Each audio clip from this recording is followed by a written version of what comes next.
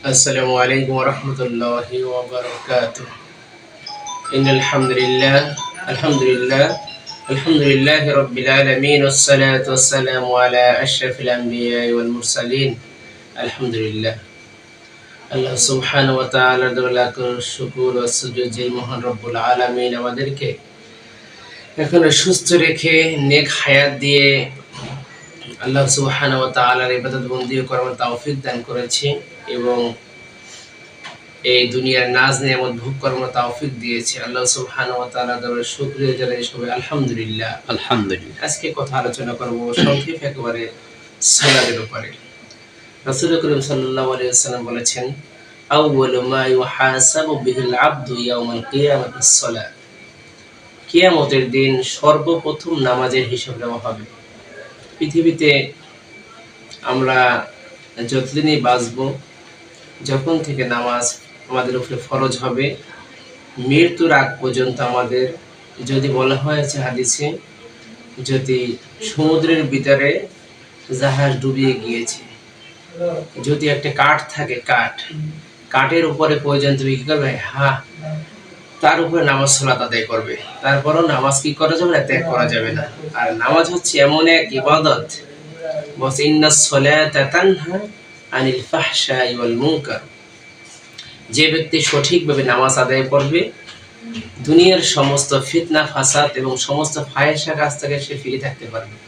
কারণ আমরা সবাই এখন মুখস্থ নামাজ আদায় করি। নামাজ হচ্ছে এমন এক ইবাদত, নামাজ হচ্ছে আল্লাহ আমাকে দেখতেছে, আমি আল্লাহকে দেখতেছি, এইভাবে সালাত আদায় করতে হবে। কারণ সালাত হচ্ছে, আরেকটা হাদিসে আছে, আস-সালাতু মিফতাহুল জান্নাহ। জান্নাত, প্রতিটা ঘরের একটা কি আছে? চাবি আছে। জান্নাত খোলার জন্য সর্বপ্রথম চাবি লাগবে, সেটা হচ্ছে কি? নামাজ। নামাজ যদি আদায় করে, জান্নাতের কি তালা খোলা যাবে। আর যে ব্যক্তি সালাত আদায় করবে না, নামাজ আদায় করবে না, সে জান্নাতে ঢোকার কোনো পারমিশনও পাবে না। কারণ ঘরের দরজা যদি বন্ধ থাকে, চাবি দিয়ে তালা খুলতে হবে। চাবি দিয়ে তালা যদি না খুলে, তালা ভেঙ্গে, বর্তমানে যদি আমাদের সমাজে তালা ভেঙ্গে ঢোকা যাবে, কিন্তু আখিরাতে তালা ভেঙ্গে ঢোকার সেই সুযোগ নাই। কারণ সেখানে সমস্ত ক্ষমতা কার? লিল্লাহিল ওয়াহিদুল কাহ্হার। সেদিন একমাত্র ক্ষমতার অধিকারী আল্লাহ তাআলা, অন্য কারো সেই ক্ষমতা থাকবে না। আল্লাহ তাআলা সেই দিন কারো হাতে ক্ষমতাও দেবে না, সে নিজেই বাদশা। সেই দিন আল্লাহ সুবহানাহু ওয়া তাআলা আমাদেরকে যদি ধরে ফেলে, তোমরা কেন সালাত আদায় করো নাই, কেন ভালো কাজ করো নাই, তোমাদেরকে মাত্র 50 ওয়াক্ত নামাজ হয়েছিল, সেখান থেকে 5 ওয়াক্ত নামাজে নিয়ে আসা হয়েছে। কারণ ফজরের নামাজ সালাতের পরে তোমরা রিজিকের তালাশে বের হয়ে যাবে। অনেক মানুষ আছে ফজরের পর তারা ঘুমায়, যারা ফজরের পর ঘুমাবে তারা রিজিক তাদের আল্লাহ তাআলা কমিয়ে দেবে। কি দেবে?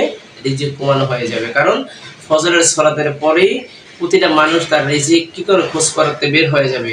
ফজর যদি যখন জহর হবে, জহরের সালাত আদায় করবে, জহর শেষে আসরের সালাত আদায় করবে, আসরের শেষে গেলে মাগরিবের সালাত আদায় করবে। যত দ্রুত পারবে ইশারের সালাত আদায় করে, তত দ্রুত শুয়ে পড়বে। এটাই হচ্ছে আজকের মূল আলোচনা। বিশেষ করে যারাই আছেন মুসলিম এবং অমুসলিমদের ভিতরে একটাই কথা, যে সালাত আদায় করে সে মুসলিম, যে সালাত আদায় করে সে অমুসলিম। মুসলমানদের ভিতরে পার্থক্য একটাই, সালাত। এই জন্য আসুন ভাই, আমরা যারা এখনো সালাত আদায় না করি, নামাজ থেকে গাফেল আছি, আমরা সালাতকে আদায় করি। ইন্নাস সালাতা তানহা আনিল ফাহশাই ওয়াল মুনকার। এই আয়াতের উপর আমরা কি করি? এই আয়াতের উপর আমরা ব্যাখ্যা করে এবং এই আয়াতের শান নজুল পড়ে আমরা ইনশাআল্লাহ নামাজকে, এদেশে শুধু নামাজ পড়লে হবে, নামাজ প্রতিষ্ঠা করতে হবে। নামাজ কি করতে হবে? কায়েম করতে হবে। এই জন্য যারা নামাজ পড়বে দাওয়াত দিতে হবে। এবং বিশেষ করে এই নামাজ যদি সংসদে বাস্তবায়ন হতো, মানুষকে নামাজের কথা কি করতে হতো না?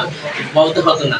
রাষ্ট্রীয় সৌদি আরবে সালাত, হাইয়া আলাস সালাহ, হাইয়া আলাস সালাহ, হাইয়া আলাল ফালাহ, হাইয়া আলাল ফালাহ, যখন বলে কল্যাণের দিকে আসো, কল্যাণের দিকে আসো, সালাতের দিকে আসো, সমস্ত দোকানপাটগুলো অটোমেটিক বন্ধ হয়ে যায়।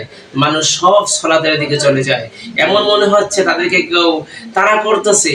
আজান যখন হয়ে যায়, মানুষগুলো দোকানপাট সব বন্ধ করে কোথায় চলে যায়? সালাতের জন্য চলে যায়। মনে হচ্ছে তাদের কেউ তাড়া করতেছে মারার জন্য, অথচ না। মুয়াজ্জিন সাহেব যখন বলেছে হাইয়া আলাস সালাহ, হাইয়া আলাস সালাহ, হাইয়া আলাল ফালাহ, হাইয়া আলাল ফালাহ, সাথে সাথে মানুষগুলো নামাজে চলে যাচ্ছে, কারণ সেখানে কোরআনের আইন বাস্তবায়ন আছে। এই জন্য তারা সালাতকে রাষ্ট্রীয়ভাবে কায়েমের ব্যবস্থা করেছে। আমরা চাই বাংলাদেশে ইনশাআল্লাহ রাষ্ট্রীয়ভাবে ইনশাআল্লাহ সালাত কায়েম হবে, সালাত আদায় হবে। এই বলে ইনশাআল্লাহ আমার মূল বক্তব্য শেষ করেছি। আসসালামু আলাইকুম ওয়া রাহমাতুল্লাহ।